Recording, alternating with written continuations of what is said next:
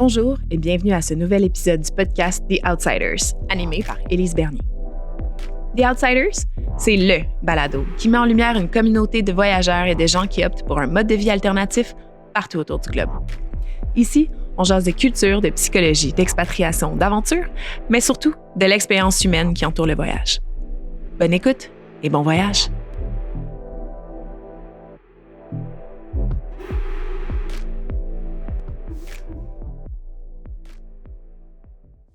Bonjour à tous, j'espère que vous allez bien. Aujourd'hui, je suis avec Marie-Michel dans les fleurs, en direct de Hawaï. Ça va bien? Oui, merci. T'es dans un beau décor, en tout cas. Oui, merci, c'est ma cour. Belle cour, ça fait rêver. Je pense que ça va faire rêver beaucoup de gens d'entre nous. J'ai une belle vue sur la vallée. C'est la rivière Wailua qui passe derrière chez nous. Donc, il y a plein de monde en kayak, en paddleboard. Ils sont tout petits là, quand je les vois. Là. La rivière est loin, mais on est comme juste en haut de la vallée. Ah, je pense, tu nous fais voyager, tu sais, depuis le COVID, il y a tellement de gens, on est plusieurs à être restés au Québec, là, puis ton décor, le vert, les couleurs des fleurs, c'est comme tellement quelque chose qui me manque, là. Ouais, ben là, au moins, c'est l'été à Québec, au Québec, là, ça. C'est moins pire qu'au mois de janvier. C'est sûr, oui, ça c'est clair. Marie, ça va être super intéressant aujourd'hui comme conversation. Je pense que tu vas inspirer beaucoup de gens de par ton parcours parce que tu es une enseignante de cégep qui est retournée sur les bancs d'école pour devenir designer graphique et travailler de partout dans le monde, dans le fond, parce que tu travailles sur ton ordinateur. Tant que j'ai Internet. Internet, ordinateur. Ouais. Ça a été quoi l'élément déclencheur qui t'a fait retourner sur des bancs d'école? Ben, plein de choses. J'ai été prof 10 ans au cégep Limoilou à Québec, de 2007 à 2018, même un petit peu plus que 10 ans. Mon chum, en fait, mon mari, je dirais bien, a travaillé à distance depuis peu de temps après qu'on se soit rencontrés puis qu'on soit devenu un couple. Il a commencé à travailler à distance, vraiment par en fait, il est écossais. Il a grandi en Namibie, juste au-dessus de l'Afrique du Sud, au sud de l'Afrique. Donc, sa mère est américaine, son père est écossais. Donc, il y a les deux nationalités. Puis, quand on s'est rencontrés, il commençait à travailler à San Francisco en 2012. Et puis, bref, histoire courte, en fin 2013, j'ai décidé de tout laisser à San Francisco, de déménager à Québec, apprendre le français et tout et tout.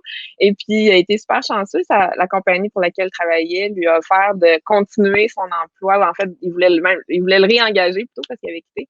Et de le laisser travailler de Québec à distance. Donc, il a toujours pu, finalement, même en étant résident permanent, en ayant le droit de travailler au Canada, il a juste pas eu besoin. Sa compagnie américaine, ils ont fait un contrat canadien, puis ils l'ont engagé à partir de Québec.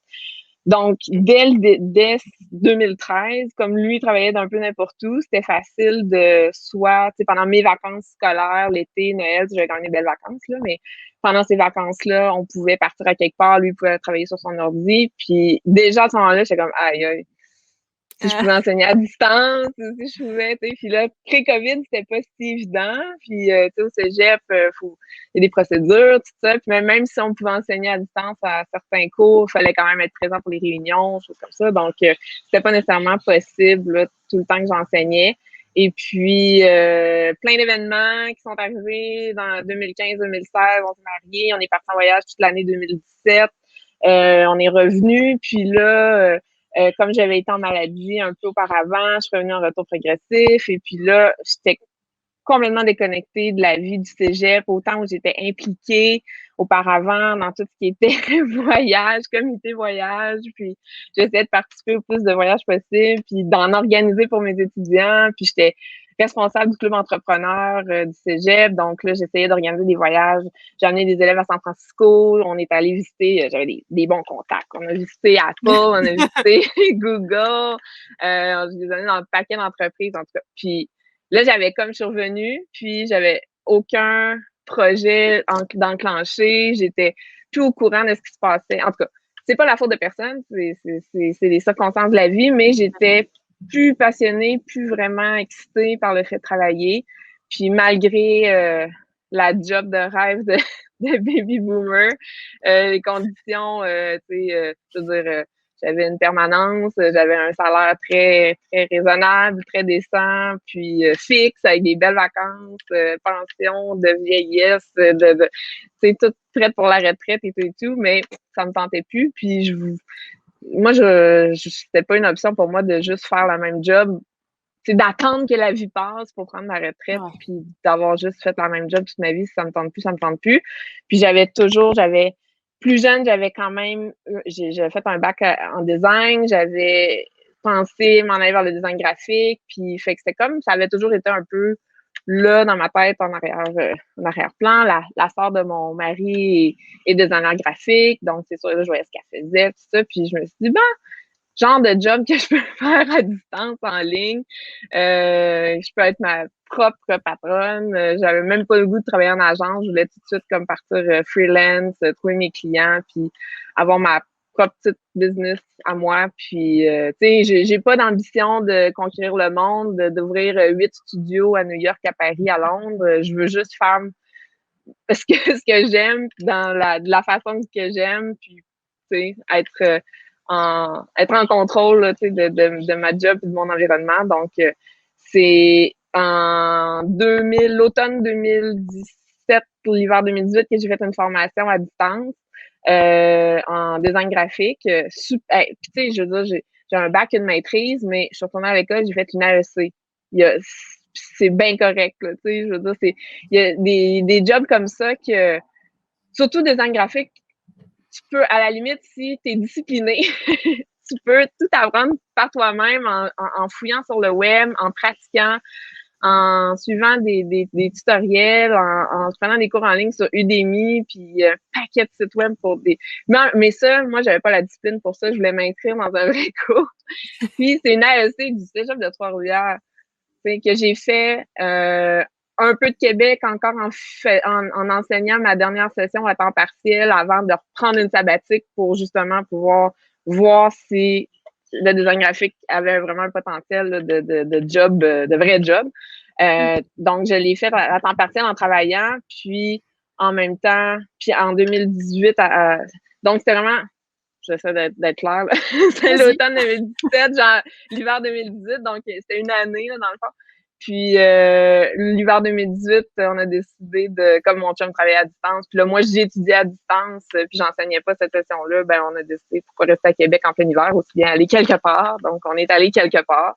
Et puis de là a commencé la vraie vie de digital nomade. Et puis, tu sais, si je peux travailler, étudier de n'importe où, tant qu'on a un bon Wi-Fi, c'est tout ce qu'on a de besoin. Donc, c'est tout ça qui a fait que j'ai changé de carrière. Peut-être d'autres choses, mais en gros, c'est pas mal ça. Puis finalement, je suis curieuse de savoir, est-ce que, tu dis, je voulais voir s'il y avait un potentiel en design graphique. Est-ce que tu t'es cherché des clients pendant que tu étudiais ou c'est vraiment te compléter ton AEC, te démissionner, puis après, tu t'es concentré sur les clients? J'ai fait mon AEC, puis là, cet été-là, l'été après, c'est sûr que là, j'ai commencé à chercher mes clients là, à partir. Non, quand j'ai terminé mon AEC, pas pendant. J'étais pas assez, je pense que même si j'avais eu des demandes, j'aurais pas eu la confiance encore ou j'ai peut-être fait des trucs gratuits, là, ce qu'il faut pas faire, là, mais gratuit pour commencer, juste pour comme me faire la main, voir si c'est pas un devoir que le prof me donne, si c'est un projet que je dois mener de A à Z. Là. J'ai un cousin qui a un restaurant, j'ai un autre cousin qui a un garage, des petites entreprises comme ça que j'ai fait des petits, mettons, des menus pour mon cousin ou des choses comme ça gratuitement pour pratiquer, mettons, là, ou pour bâtir mon portfolio aussi. Là.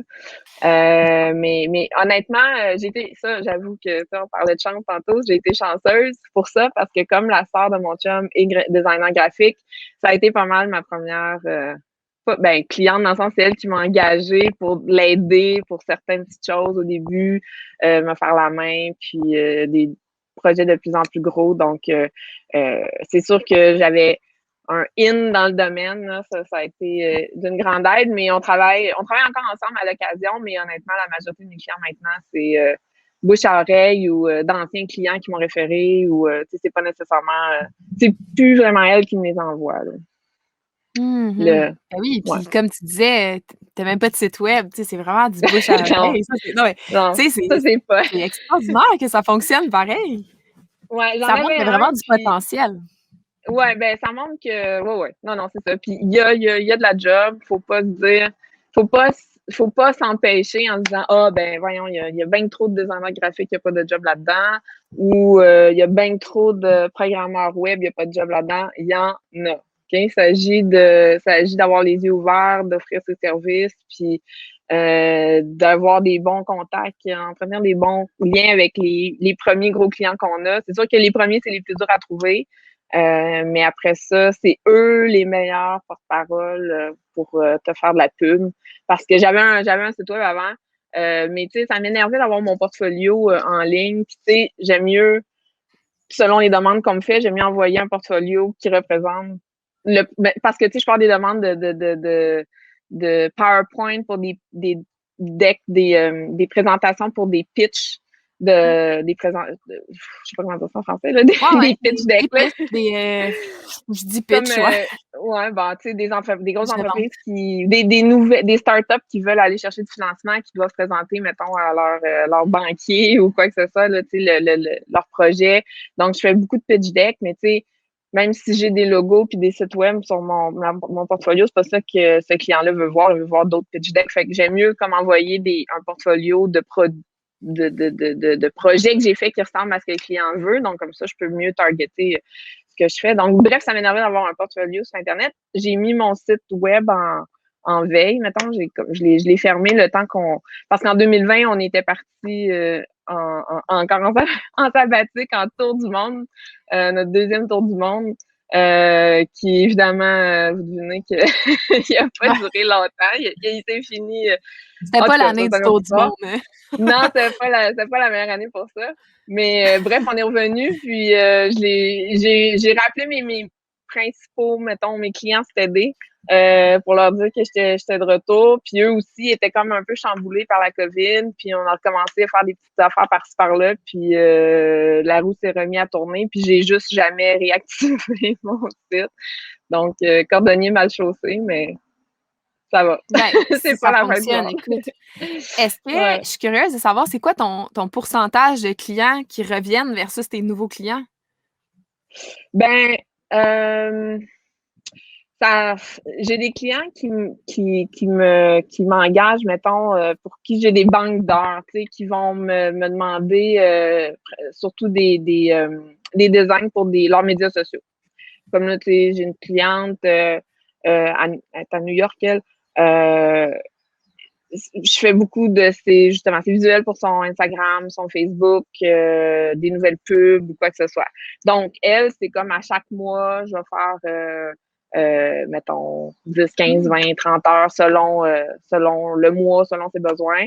J'en ai quelques-uns comme ça, là, que c'est beaucoup pour les médias sociaux. Je fais pas de gestion de médias sociaux. C'est pas moi c'est eux qui doivent m'arriver avec le contenu. Tu sais, je vais penser au design puis je vais trouver la meilleure façon d'illustrer ce qu'ils veulent communiquer, mais tu sais, je vais pas, tu sais, faire le caption puis trouver leur hashtag, tout ça. Mais au moins leur visuel. Donc, eux, c'est pas mal des trucs récurrents. Sinon, comme c'est plus... dans le fond. Moi, c'est ça, tu sais, des blocs d'heures ou, tu sais, il y en a que c'est devenu, tu sais, des... J'aurais pas dire ça, c'est pas des bonnes pratiques, mais tu sais, c'est quasiment des amis, là, tu sais, puis c'est-à-dire, je leur envoie les factures, puis c'est dans les règles, mais tu sais, dans le sens que on n'a pas nécessairement un contrat ultra précis de tant d'heures par mois, tu sais, c'est selon les besoins, puis mon chum travaille aussi, une bonne job aussi, donc c'est sûr que c'est pas comme si je dépendais que de mon salaire, donc c'est pas grave si je planifie pas là, tu sais, à chaque mois exactement quel sera mon salaire, parce que Comme ça, je peux permettre d'offrir un peu de latitude aux clients. Ben, ça, c'est les récurrents. Ouais. Puis ça serait Sinon, est-ce que c'est surtout... Ouais, c'est ça. Les one-off, là, c'est plus, mettons, le lancement d'une entreprise, un logo, une image de marque, un branding, un pitch deck. Je fais beaucoup de decks. Ça doit être mon karma de prof. J'en ai tellement fait au cégep. Faire des beaux papiers. C'était quasiment l'affaire que j'aimais le plus faire dans l'enseignement, c'est faire des beaux PowerPoint. J'avais des beaux PowerPoint. Donc, il y a donc qui haïssent faire ça, puis là, tu sais, c'est drôle parce que c'est ce qu'on me demande le plus, puis tu sais, puis pas besoin d'un cours en graphisme pour faire des beaux PowerPoint, là, tu sais. Puis il y a vraiment de la demande là-dedans, là, tu sais. Fait que, non, c'est ça. Fait que le monde, il t'envoie le contenu qu'ils veulent dans le PowerPoint, puis toi, tu fais en sorte que ce soit beau, que ce soit simple, que ce soit organisé. Ouais, ben selon ce qu'ils veulent communiquer, selon le style de la marque, l'image en général, le branding, tu sais, soit que des fois c'est des refontes, tu sais, qui ont un nouveau site web, puis là il faut qu'ils aillent rechercher du financement, puis ils veulent un PowerPoint qui fit avec leur nouvelle image, donc c'est juste de remodeler un peu le PowerPoint ou mais non, c'est ça, c'est eux qui m'amènent le contenu. Idéalement, ils l'ont d'avance. Souvent, ils l'ont pas encore quand ils commencent tout leur projet. Ils ont plein d'idées, mais le contenu n'est pas fait. Fait que, c'est comme là, justement, j'en ai un avec qui je travaille sur Microsoft 365, là, ou en tout cas, je sais plus lequel, là, mais c'est pas Google Slide, c'est pas Google Slide parce que Google Slide, il y a plein de limitations. C'est tellement mieux de travailler directement dans PowerPoint ou dans, pas Pages, mais Keynote ou, parce qu'il y a beaucoup plus d'options. Donc, là, mettons, Microsoft 365, on peut travailler en même temps. Fait que là, je fais le design, puis lui, il rajoute son contenu au fur et à mesure quand il l'a. Puis, ouais. C'est bon, c'est comme les travaux d'Uni. Ouais, c'est ça, c'est du travail collaboratif, donc peu importe. Puis là, tu sais, lui est à New York, moi je suis ici, donc on a un gros time zone, une grosse différence de 6 heures. Donc on travaille pas en même temps, fait que c'est aussi simple comme ça, tu sais, il rajoute quelque chose, mais c'est une petite note, moi je reprends ça, je continue. C'est ça. Fait que puis ça, c'est des projets c'est rare que des projets comme ça, tu sais, qui sont vraiment ongoing, puis qu'on sait pas trop, tu sais, on sait le début, mais on sait pas trop le temps que ça prendra, puis ça va être quoi à la fin. Je marche par heure, là, tu sais, il y a des projets qui sont faciles d'évaluer, tu sais, que je peux dire, OK, bon, ben, ça, c'est une job de $1,000, $2,000. Mais des fois, comme là, ce deck-là, ben, comme il grossit avec le temps. On y va à l'heure, tu sais. Fait que moi, à la fin, ben, j'ai envoyé mon bill au nombre d'heures, puis c'est correct. C'est comme ça qu'on s'est entendu. Puis moi, ça me convient aussi, là. Puis c'est le fun. Chacun sa façon de travailler. Ben oui. Puis, tu sais, t'es à l'étranger, t'es partout, puis c'est le fun aussi que tes clients soient partout, dans le fond. Là, tu travailles avec des gens des États-Unis, mais c'est ça qui est le fun aussi de travailler sur ton ordinateur. Oui, tu peux avoir des clients de n'importe où, puis c'est tout à fait légal dans le sens que eux, tu sais, mes factures, je les fais, ma compagnie est enregistrée au Canada, je fais mes factures au Canada, dans le sens qu'elles sont à mon adresse, puis je les fais en dollars canadiens et tout. Mais les clients, tu sais, c'est pas comme engager un employé, tu sais, je suis pas l'employé d'une entreprise, tu sais, je suis pas sur un payroll, comme on dit, donc le fait d'engager des freelancers comme toi comme photographe ou moi comme designer, les gens dans n'importe quel pays peuvent engager un freelancer de n'importe quel pays. Il n'y a pas de problème avec ça. Ben, donc, ça peut être quelqu'un qui prend en compte. Ou Tantôt, tu me disais, avant qu'on parte l'enregistrement, tu me disais, on pense souvent qu'il n'y a plus de place, mettons, pour les designers graphiques, il y en a trop. Mais tu sais, c'est aussi, il faut penser que le bassin a tellement grossi parce que là, c'est plus juste dans ta ville, c'est mondial. Là. Effectivement. Toute la planète est ton compétiteur. Là, donc, faut pas s'arrêter à ça. Oui, tous les designers graphiques sont tes compétiteurs, mais en même temps, tous les clients de toutes les petites entreprises de la planète sont des clients potentiels. Donc, faut pas juste penser qu'il y a combien de designers graphiques à Limoilou, puis il y a combien d'entreprises à Limoilou. Faut penser plus large que ça. Puis il y a beaucoup de sites web aussi Ben, honnêtement, j'ai jamais utilisé ça, puis je parle peut-être à faire mon chapeau, là, parce que j'ai jamais utilisé, mais je suis pas certaine de la qualité. Je suis pas certaine de l'efficacité des sites comme, mettons, Fiverr ou Upwork, des affaires comme ça. Je sais pas si tu connais plus que moi, là, mais il y a beaucoup de sites ouais. où on peut offrir des trucs en tant que freelancer. Puis des fois, on pense, ben, je vais commencer comme ça pour avoir des clients partout. Puis, mais tu sais, tu compétitionnes avec des fois des logos à 5$, là. Mais la qualité s'en ressent aussi, là. Donc, moi, personnellement, j'ai jamais essayé. Je sais pas si c'est une option intéressante, là, mais j'ai pas l'impression. Ben, c'est pas tant pour te bâtir une clientèle, c'est plus pour faire de l'argent quand tu dors, dans le sens que moi, par exemple, j'ai des photos sur des stocks. Ouais. Fait que là, tu sais, c'est juste, ça se vend, puis je reçois un courriel à chaque fois que j'ai une photo qui est vendue ou une vidéo qui est vendue. Fait que ça fait que mes photos sont là, puis ils peuvent se vendre une fois, mais ils peuvent aussi se vendre 100 fois. Fait que je suis tout le temps payée pour la même photo. Tu sais, c'est des actifs. Non, ça, c'est tout à fait intéressant. Non, ça fait du sens. Mais tu sais, des sites où que tu peux te proposer tes services, puis que là, vraiment, tu compétitionnes avec 5000 autres designers graphiques, puis tout le monde t'offre leur logo. OK, ben moi, je vais t'en faire un pour 10$, ben moi pour 9, moi pour 8. Tu sais, c'est la qualité de client qui cherche le logo le moins cher, puis la qualité de designers qui veulent vraiment le faire au prix moins cher aussi. En tout cas, pas nécessairement ces clients-là non plus, tu sais. Non, c'est quelqu'un qui reconnaît la valeur de ton travail. Là. C'est comme en photo, il y a quelqu'un qui dit ben moi aussi j'ai un Kodak, ben, c'est correct. C'est le classique mon voisin il va me faire ça sur son ordi dans son sol. OK, c'est bon. On s'en. Même que tu le reçoives, là, tu vas. Soit ça, ou juste OK, c'est bon, on n'est pas ça même. Non, exactement. Même, là. Non, exact. Puis c'est pas nécessairement des types de clients qui sont intéressants non plus. Là, qui vont. Des fois, les plus cheap, c'est les plus chialeux ou les plus difficiles à satisfaire.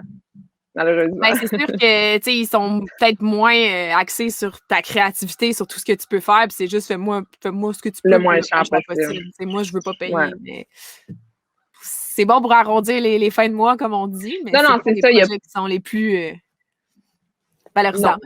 Exact. Puis ça sera peut-être pas non plus, ça sera pas les clients qui vont qui vont parler de toi, qui vont te faire une belle promotion ou qui vont revenir nécessairement. Là. Mais en même temps, je veux dire, il faut gagner sa vie, donc c'est correct aussi, là, tu sais. C'est juste que si on peut l'éviter, tu sais, je conseille de pas passer par là parce que c'est vraiment une guerre de prix sur. Ben oui, c'est comme une aiguille d'une botte de foin, là. Ouais, exactement. Donc, faut pas commencer en disant comme tu sais, je trouverai jamais de clients ou tu sais, je serai jamais capable de me démarquer. Tu sais, c'est un client à la fois, un projet à la fois. Puis, tu sais, l'été 2010, quand j'ai commencé, j'étais bien découragée. Puis là, ben, quand je regarde en arrière, je me dis, ben, crime, non, j'ai juste fait le chemin normal. Tu sais, il y a personne qui commence, puis qui a 50 clients, puis qui gagne, tu sais, un salaire faramineux en commençant, tu sais. Mais c'est juste normal, c'est juste les étapes qu'il faut, à travers lesquelles il faut passer. Puis c'est bien correct comme ça. Tu dirais que ça t'a pris combien de temps avant d'être, par exemple, tu démarres, puis tu as, disons, 5-6 clients, mettons, tu sais? Est-ce que c'est après ton premier client que ça t'a comme donné le boost?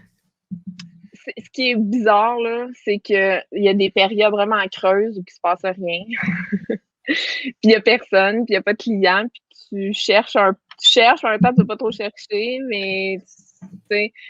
Puis là, out of nowhere, il y en a un qui arrive, puis là, bang, dans la même semaine, tu as 8 emails de demande de soumission, puis tu sais, c'est toujours tout ou rien. C'est toujours ça. Okay? Donc, il faut les prendre quand ils passent, puis se dire que là, dans 2-3 mois, ça va être calme, fait qu'il faut en profiter, même si c'est rush pour une couple de semaines, là, mais après, tu sais, je te dirais que je suis encore pas très confiante, puis j'ai peut-être l'air confiante, là, mais tu sais, je me trouve encore très beginner, puis je me considère encore très junior, puis je prends pas non plus des projets d'envergure à tout casser, là, tu sais, puis j'essaie de, tu sais, des fois, on me demande des trucs, puis non, là, tu sais, c'est pas, je suis pas à l'aise pas, je me sens pas assez bonne pour faire tel ou tel projet. Tu sais, des fois, je prends des chances, mais ça m'arrive de dire non parfois parce que je veux pas non plus m'empêcher de dormir puis être stressée parce que j'ai peur de pas être capable de faire un projet. Puis, tu sais, mettons des gros sites web. Tu sais, là, justement, j'ai commencé une petite formation pour faire un peu de code, justement, le cas de programmer des sites web. Fait que là, je fais un peu d'HTML, tout ça. Fait que là, tu sais, déjà là, je vais être plus à l'aise dans les prochains sites web d'être capable de, tu sais, j'étais capable de faire des sites web sur des plateformes à la Squarespace et compagnie, mais tu sais, si un client voulait quelque chose de bien spécifique, que là, il fallait que que je mette du code personnalisé, tu sais, que je modifie des choses à la main, mais ça, j'étais pas à l'aise avec ça. Mais là, bon, là, tu sais, je commence à me connaître un peu en HTML, fait que là, ça, ce service-là, je vais pouvoir l'ajouter tu sais, c'est une corde de plus à mon arc. Mais, tu sais, c'est ça. Tu sais, je suis pas, des fois, je dis non, puis c'est correct aussi, là, tu sais. Ouais. Puis, tu sais, tu parles t'as des périodes. Ben, on en parlait avec Will aussi la semaine dernière. Tu sais, des fois, tu as des périodes creuses, puis toi, c'est la même chose. Est-ce que ça te fait peut-être regretter ou t'ennuyer de certaines facettes de ton emploi d'avant, mettons, syndiqué, permanent, 9 à 5? Pas vraiment. Pas vraiment. C'est sûr que l'été, c'est sûr que, tu sais, le 2 mois. Tu sais, j'ai quand même été étudiante vraiment longtemps. Puis après ça, bang, prof vraiment longtemps. Fait que c'est comme inné les vacances l'été. Tu sais, j'ai jamais vraiment. À part quand j'étais, comme mettons, au cégep à l'université, que j'avais des jobs d'été, tu sais, mais ça reste que. Tu sais, j'ai été vraiment beaucoup longtemps en vacances l'été grâce à mon parcours. C'est sûr que c'est plate, mais en même temps, tu sais, je choisis de travailler à des places où c'est l'été tout le temps. Puis la minute que je sors dehors, ben, je suis en vacances, tu sais. Fait que, puis je fais mon horaire, tu sais. Je veux dire, déjà, j'étais à moins 6 heures. Fait que, tu sais, c'est sûr que je peux pas travailler en même temps que quelqu'un à Québec à 8 heures, tu sais, le matin. Parce que là, moi, je suis en plein milieu de ma nuit, tu sais. Mais on s'arrange pour se rencontrer plus comme, tu sais, mettons, fin d'après-midi, l'heure de Québec ou l'heure de l'Est, mettons, puis l'avant-midi pour moi. Puis, tu sais, je peux travailler en soirée, je peux travailler, tu sais, je peux faire mon horaire comme je veux, tu sais, au cégep, j'enseignais, si j'avais un cours de 8 à 11 le lundi matin, j'avais pas le choix que c'était à 8 à 11 le lundi matin, tu sais, ça faisait pas mon bonheur, mais c'était ça, tu sais. Là, je peux, tu sais, s'il fait super beau et j'ai envie d'aller passer l'après-midi à faire du paddle board sur la rivière, ben, je peux, puis je travaillerai plus tard. Tu sais, il s'agit faut juste comme la discipline, puis tu sais, c'est vraiment une question de discipline aussi, puis d'être conscient que, tu sais, comme, mettons, nous, on est fixe ici. Ben, fixe ici. T'sais, on bouge pas d'une semaine à l'autre, d'un mois à l'autre. On est ici pour quelques mois, puis, tu sais, un an. Mais du monde qui sont digital nomades, vraiment, tu sais, qui bougent, là, tu sais, d'une semaine ou d'un mois à l'autre. Je sais pas si j'aurais la discipline parce que je voudrais bien trop visiter, puis, tu sais, tu sais, déjà, tu sais, déjà, la journée de transport, mettons que tu passes d'une ville mettons que tu es en France, si tu passes d'une ville à l'autre, ben c'est sûr que cette journée-là, oublie ça, là, tu travailleras pas. Bon, ben là, OK, de se discipliner, se lever le matin, travailler jusqu'à midi, puis après ça, aller visiter. Je veux dire, j'imagine que je le ferais si c'était ça, la réalité, mais j'aurais de la misère en maudit, là, tu sais. J'aime mieux, au moins, comme la façon qu'on le fait, nous, c'est qu'on est à quelque part longtemps, assez longtemps que nos semaines, ben c'est axé sur le travail, puis c'est les fins de semaine qu'on en profite, puis qu'on visite, puis qu'on fait des activités, tu sais. Mais au moins, ben, on sort dehors, puis tu sais, on est en vacances l'heure du dîner ou le souper, Ouais. tu sais. Ben, vous visitez le pays d'une manière vraiment différente que si tu étais juste 2 semaines à une place, dans le sens que tu passes un an à Hawaï. Je pense que tu as vu le pays pas mal plus en profondeur, puis tu as pas mal plus voyagé que si tu y allais pour 2 semaines intensifs, là. Même si tu travailles là la semaine. Exact. C'est pas comme un checklist, là, tu sais, de OK, aujourd'hui, là, 5-6 jours, puis là, aujourd'hui, on voit ça, le lendemain, on voit ça, tu sais, non, on s'installe, on a notre routine. C'est ça que j'aime aussi, là, tu sais, d'avoir une Du slow living. routine. Ouais, exactement. vraiment. Puis, tu sais, aller à la même épicerie, puis là, tu sais, je connais mes voisins, je me suis fait des amis un peu déjà dans le coin. Tu sais, je fais Des à-coups. des à-coups puis des lait. Fait que là, j'ai un petit mini business de lait. J'ai un fleuriste qui me fournit des fleurs que j'ai pas sur mon terrain. Fait que, on se fait une petite mini-vie, tu sais, vie de communauté. Puis Kauai est particulièrement cool pour ça, là. C'est vraiment axé. Je trouve que l'île est parfaite pour ça, là, tu sais. Je pense que soit que l'île veut rien savoir de toi puis te recrache sur le mainland, ou soit qu'elle t'adopte, puis tu sais que il y a vraiment un accueil, là, tu sais. Si t'es ouvert à ça puis que t'es intéressé puis que tu fais l'effort, l'île est super pour ça, là. Tu sais, tu peux vraiment tisser des liens puis t'infiltrer dans la communauté puis te faire une place, là. Mais tu sais, comparativement à Oahu, parce qu'on était sur Oahu de l'automne passé.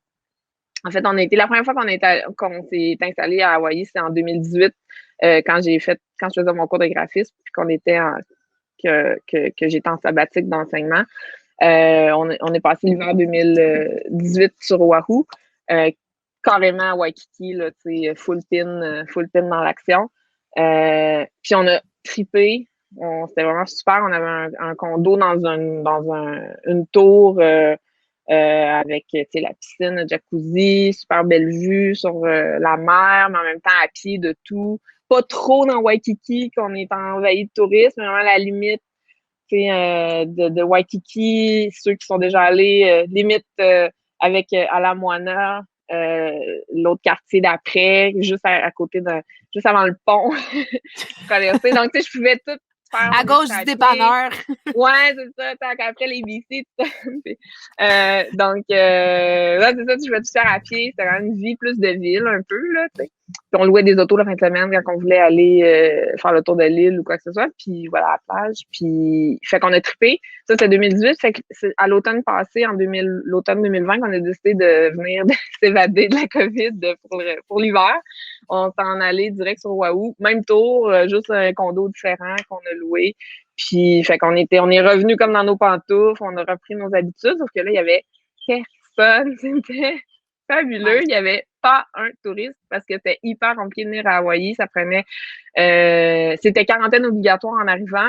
La quarantaine est tombée la journée que nous, on s'est envenus, fait qu'on a juste été chanceux, mais il a fallu faire une escale quand même de 2-3 jours à Seattle avant parce qu'il fallait un test négatif à l'arrivée, mais pas un test fait n'importe où, tu sais, même un test au Québec, ça marchait pas, un test au Canada, ça marchait pas, il fallait un test fait avec un des genre 10 laboratoires avec qui il y avait un partenariat, avec qui Hawaii avait un partenariat, donc il a fallu faire une escale dans une ville où il y avait un lab, où on pouvait faire un test. Puis là, tu sais, c'était pas test rapide 15 minutes, là, c'était 48 heures les délais d'avoir le résultat. Fait que, tu sais, ça a pris comme, tu sais, 3-4 jours sans venir jusqu'ici. Puis on a pu se sauver de faire une quarantaine à l'arrivée. Mais, tu sais, il y avait encore aucun touriste qui tapait ça, là, tu sais. Fait que, il y avait vraiment personne. Il y avait que nous. Puis, tu sais, dans les rues de Waikiki, les restaurants venaient de réouvrir parce qu'ils ont été quand même assez encore. Tu sais, c'est les îles, hein. Fait que, tu sais, le système hospitalier a ses limites. Donc, je pense que moi, je trouve qu'ils ont bien géré ça, là. Comme, tu sais, le monde dit, ah, mais là, aux États-Unis, tout est ouvert. Ça dépend des États. Ça dépend. Ici, tu sais, ils sont plus précautionneux parce que justement, comme c'est une île, le système a ses limites. Donc, tout a réouvert plus lentement. Les restaurants ont été fermés un bout de temps l'année passée. Puis, bref, tout a réouvert quand on est revenu. Il n'y avait pas un chat à part les gens locaux. On avait Waikiki juste pour nous. Jamais d'attendre dans un restaurant. Ça, c'est genre, c'est once in a lifetime, là. Genre, oui, je pense que personne ne va jamais pouvoir revivre ça, là, tu sais, waouh, vide de touristes. On parlait avec des gens locaux qui disaient hey, ça fait 30 ans, j'ai jamais vu Waikiki de même. C'est comme quand j'étais jeune, tu sais. C'est malade. Non, ça, c'était vraiment cool. Là. Sauf que là, on l'avait vu dans le passé. Dans le passé, mais tu sais, dans la modernité, mais dans le passé. Puis, tu sais, on l'avait vu, c'était quoi, Waikiki Normal en 2018, on était bien correct avec ça, tu sais. Mais là, de l'avoir à nous, quand les touristes ont commencé vers Noël, janvier, février, oh my God, on était un peu... ben là, tu sais, on faisait On faisait nos snobs, là. Oh, là, il y a bien trop de touristes, là. Puis, On est tous pareils. Même chose. ah, les touristes, c'est pas comme si on n'en était pas, tu sais, mais bon.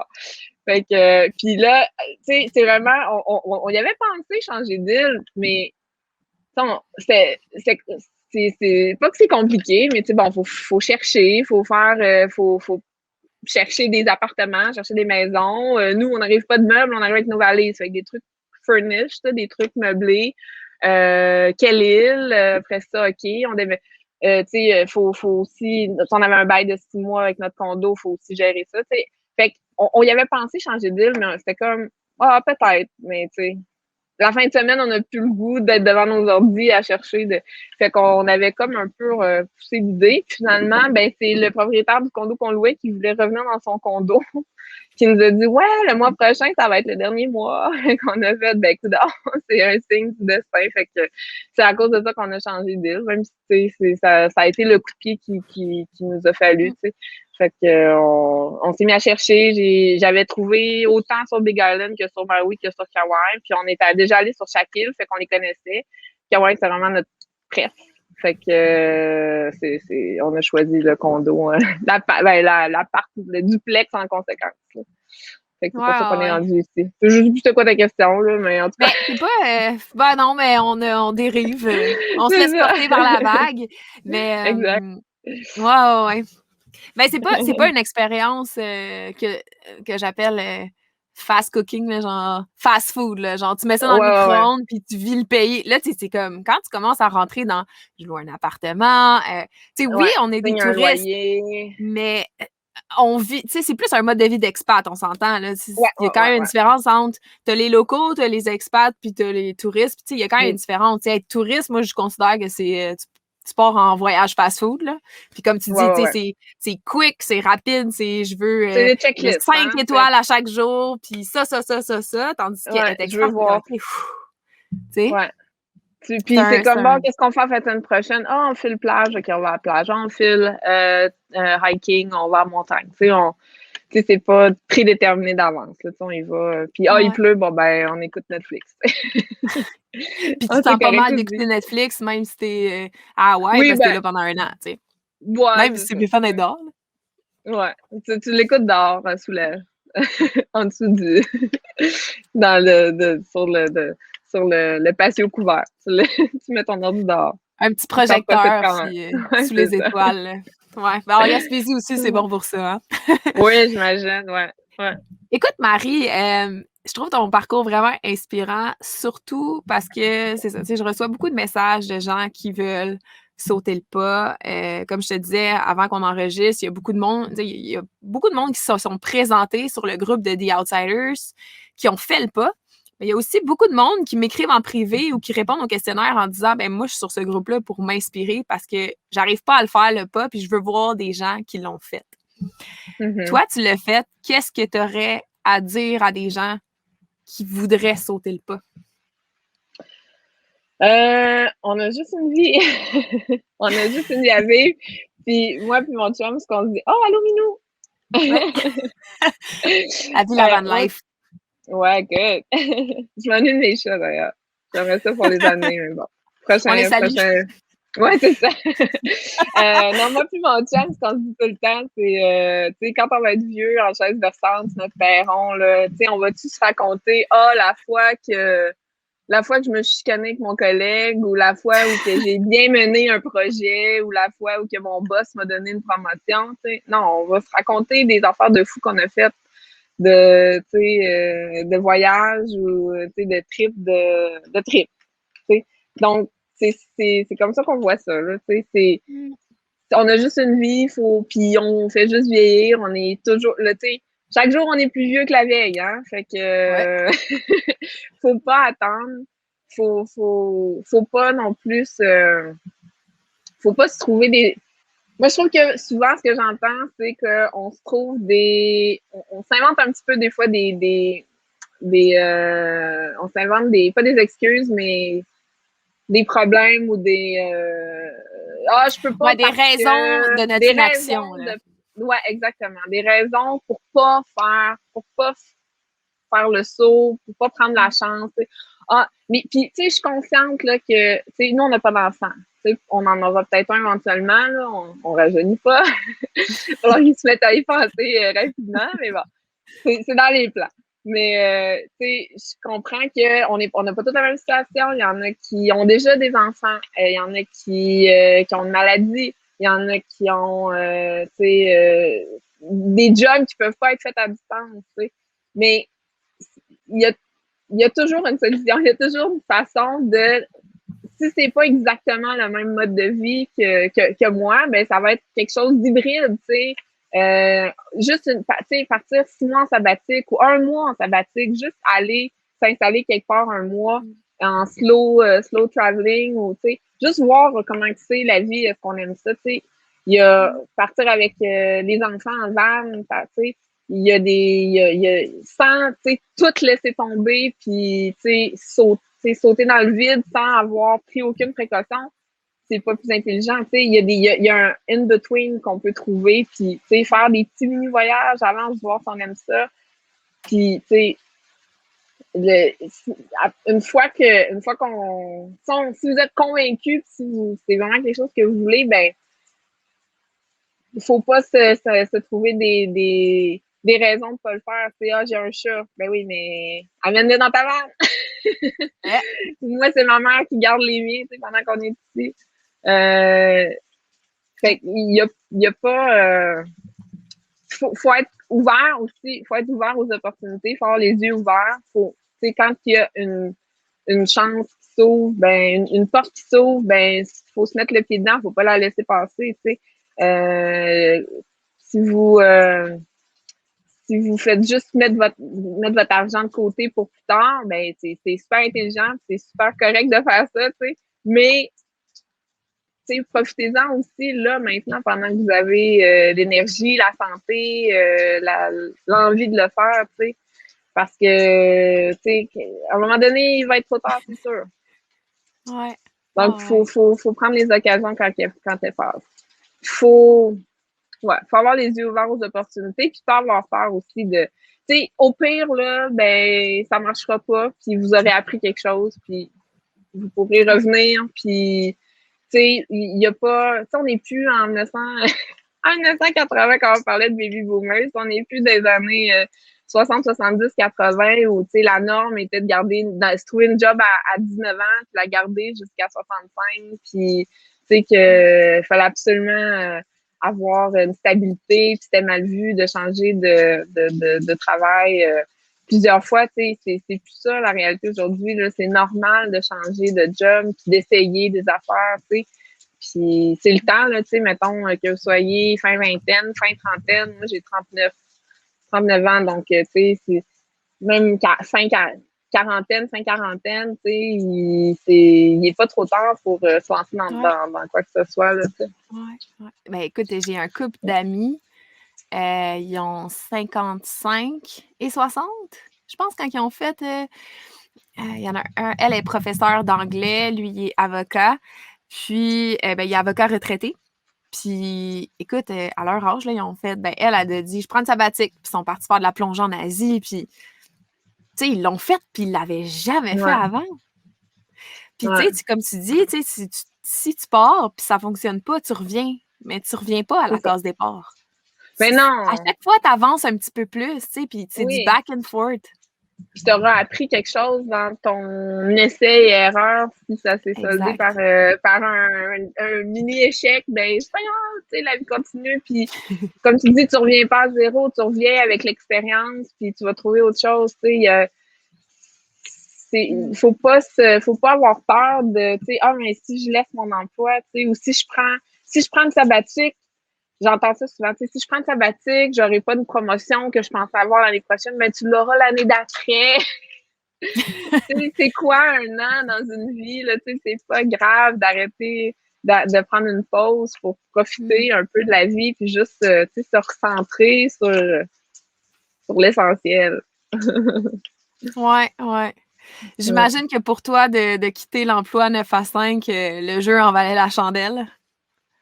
Ben oui, clairement, là, clairement. Puis au pire, si ça n'avait pas marché, ben on serait revenu. Puis je me serais, tu sais, j'aurais réappliqué dans d'autres cégeps. Puis tu sais, non, ou c'est sûr que j'aurais perdu mon ancienneté du cégep où j'ai toujours été, mais j'aurais recommencé un autre cégep. Puis tu sais, c'est pas la fin du monde non plus, mais j'aurais pas nécessairement perdu mes échelons de salaire. J'aurais juste perdu l'ancienneté. Mais bon.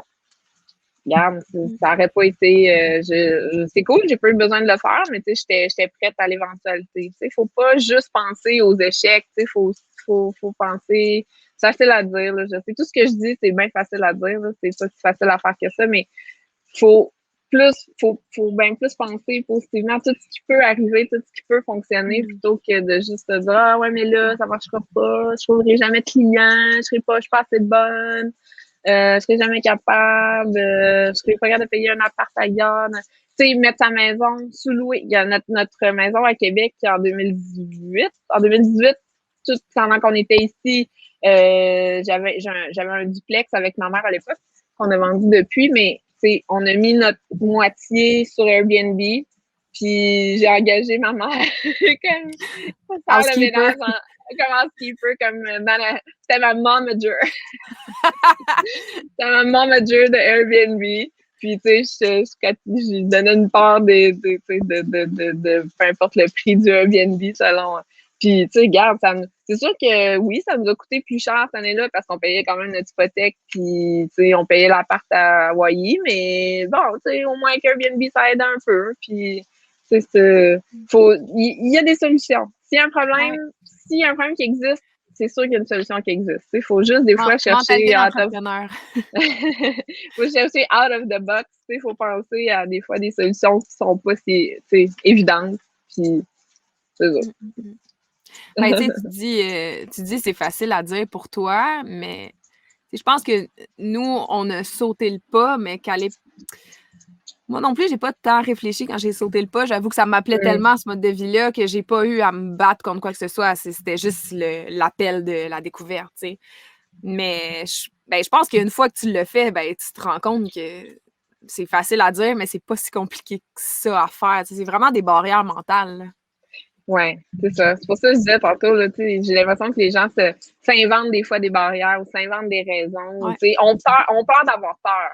C'est vraiment c'est vraiment la peur d'avoir peur. La peur que quelque chose pourrait arriver. Mais quelque chose pourrait arriver aussi même que tu traverses la rue pour aller travailler, tu sais. Fait que,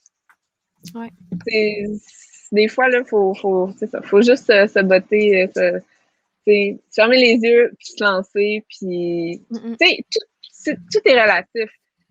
Je pense pas qu'on dit pas aux gens de prendre des décisions stupides puis de tout lâcher ou, tout est relatif, il faut quand même réfléchir à ce qu'on fait puis, positionner, réfléchir à avoir un plan B, avoir un plan C. Des fois, quand on était en voyage en 2020 avec la COVID, on avait un plan A, plan B, selon qu'est-ce qui pourrait arriver, parce qu'on a été pris un bout de temps en mi-mars, là, avant qu'on puisse revenir au Québec, on a été pris comme un mois et demi. Donc, on avait le plan A, le plan B, le plan C, le plan... je pense qu'on avait jusqu'au plan Z, là, toutes les possibilités. Fait qu'on était prêts à chaque... C'était tellement incertain, tu sais. Mais fait que c'est la même chose pour se lancer, puis oui, c'est de tout laisser pour se lancer dans une nouvelle aventure, mais en même temps, il y a façon de le faire intelligemment, puis justement de se faire puis de pas être aveugle, d'être capable de sérieusement de penser, OK, ben si ça marche pas, qu'est-ce que je fais? Si ça marche pas, qu'est-ce que je fais? D'avoir un plan A, un plan B, un plan C, puis tout. Une fois je pense qu'une fois qu'on passe à travers toutes les, qu'on est capable de s'imaginer des éventualités, puis qu'on réussit à se raisonner que c'est pas si grave, peu importe l'éventualité, il va y avoir une solution, ben on dirait que peut-être que ça nous réconforte un peu, puis c'est le temps là, de faire le saut parce que t'as des plans, juste se lancer puis tout laisser derrière, ça peut être stupide, mais on n'a pas, oui, comme tu disais, t'as peut-être pas tant réfléchi t'as pas tant réfléchi à... Mais j'avais 19 ans, là, tu sais. Ouais! Mais c'est ça, tu sais. Mais je suis sûre que t'as quand même...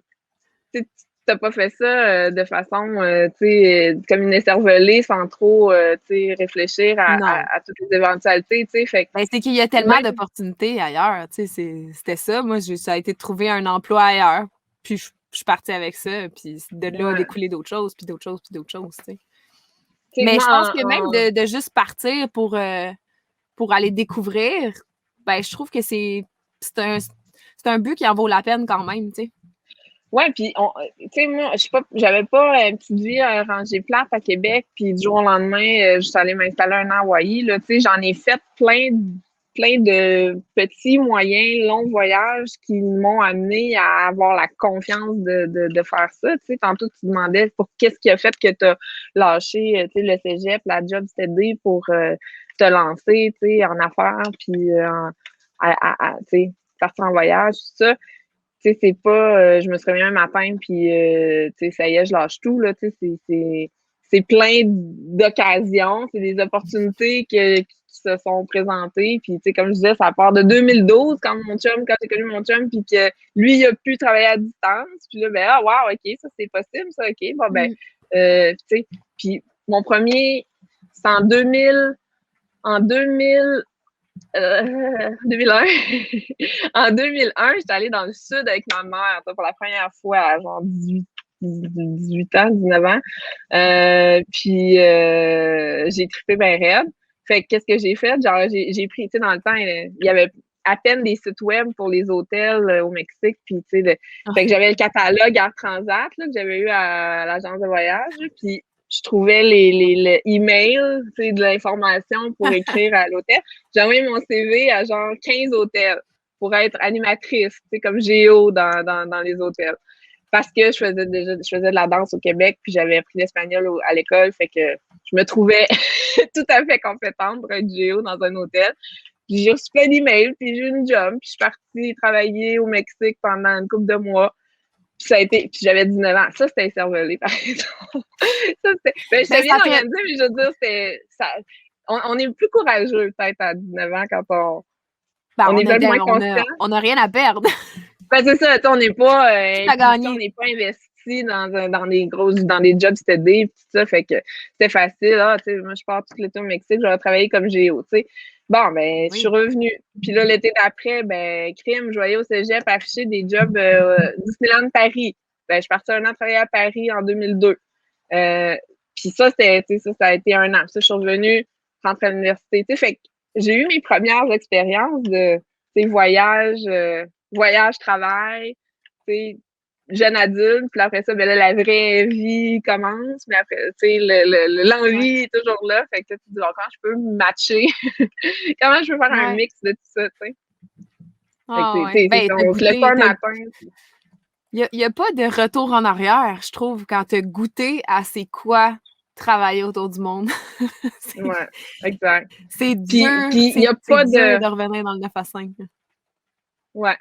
Puis, tu sais, il faut pas s'imaginer qu'il faut absolument comme faire un 180 puis tout lâcher puis se lancer pour 1 an, 5 ans, 10 ans puis penser qu'on verra plus personne, tu sais. Commencer par un mois, tu sais, une petite sabbatique de 1 mois, 2 mois, 3 mois. Quand il y a plusieurs employeurs qui offrent, des fois, tu peux, pendant 4 ans, payer une partie de ton salaire, tu sais, mettre de côté une partie de ton salaire pour après ça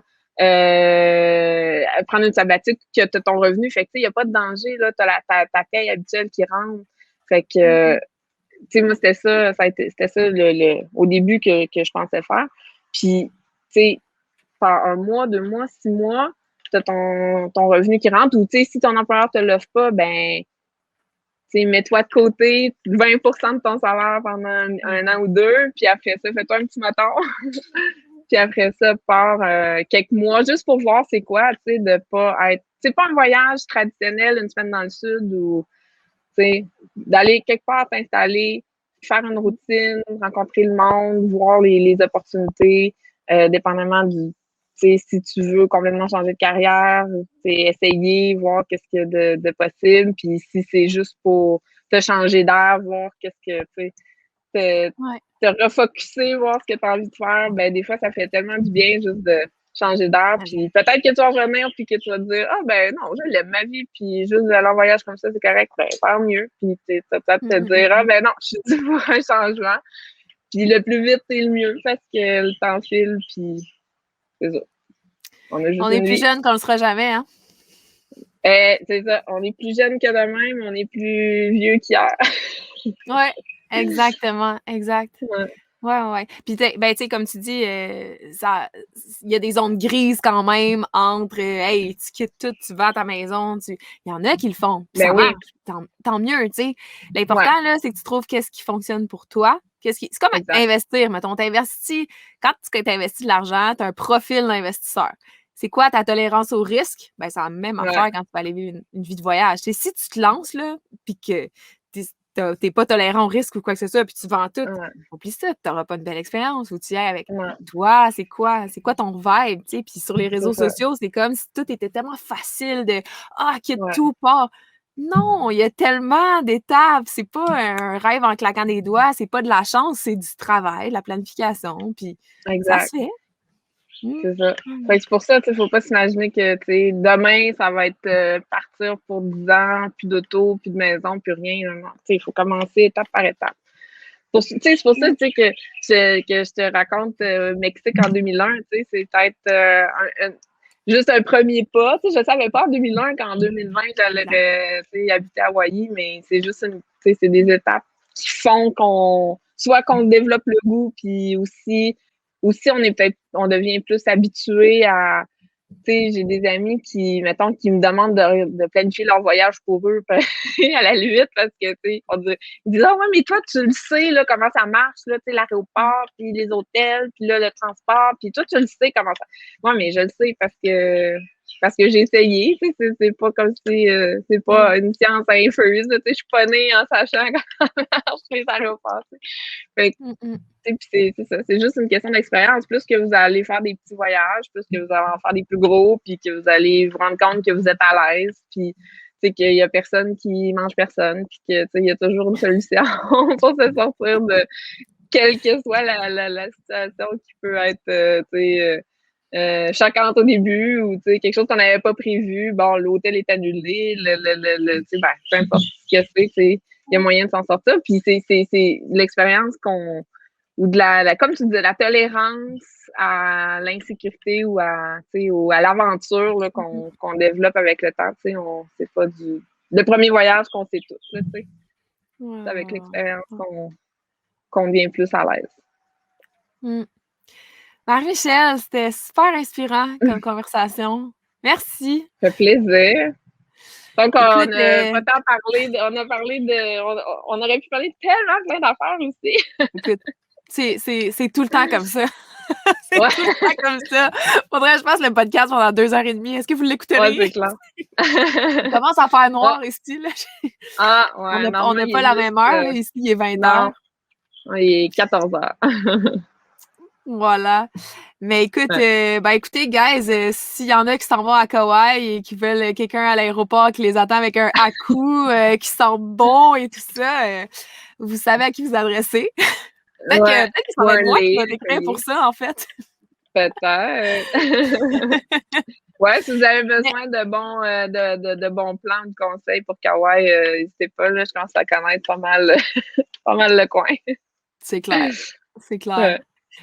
Merci, Marie. Puis, guys, j'espère que vous avez apprécié la conversation. Personnellement, j'ai trouvé ça super inspirant. Puis, merci beaucoup. Cool. Bye tout le monde. À la semaine prochaine. Vous souhaitez pousser la conversation davantage? Joignez-vous à la communauté The Outsiders sur Facebook pour échanger et connecter avec des centaines de nomades à travers le monde. Vous pouvez également assister en live à l'enregistrement des balados en vous abonnant à la page Facebook Lively Barefoot par Élise Bernier ou sur YouTube @Élise Bernier.